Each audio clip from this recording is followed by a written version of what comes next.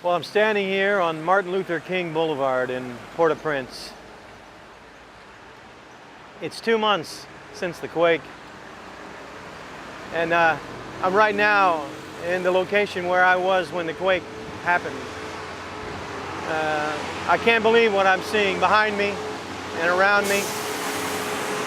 It's a little overwhelming, to be honest. The house you see in the background and the houses along here are part of the buildings that collapsed while I was sitting in a truck on the road on this street.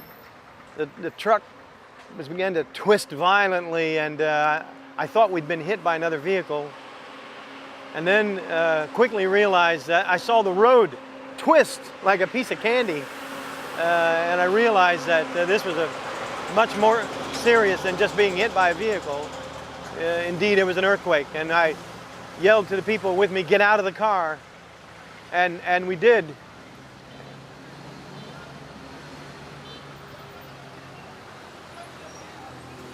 And just as we were getting out, I turned to see on our left the buildings coming down, just sort of pancaking, second floor to first floor, third floor to second floor. I watched them collapse.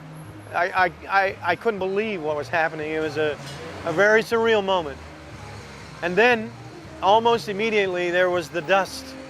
We were choking from all the dust from these buildings, and so we jumped back in the car, and we were quickly surrounded by people, seemingly hundreds of people. People who were dusty, people who were bloody, people who were carrying wounded people. And we loaded them into the back of the truck, carried as many as we could with us down the hill, but the trip down the hill took an hour and a half to go a little less than a mile. And then we got to the bottom of the hill, and it took another hour to get through one intersection. And when we got through that intersection, finally, we went about 1 block and realized that we could not take the vehicle any longer, so we left the truck and we got out and walked the last mile or so. It was dark. People were scared. There were thousands of people in the street. Buildings were down. Wires and buildings, pieces of buildings were in the street. It was a moment I will never forget. It was a moment I don't want to ever forget.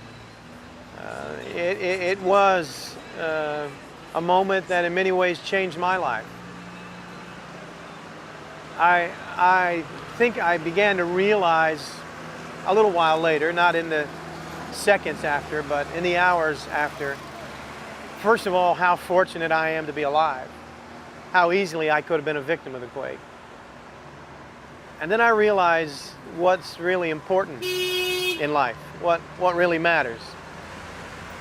And I quickly came to know that it's not about stuff, it's not about places, it's not about possessions,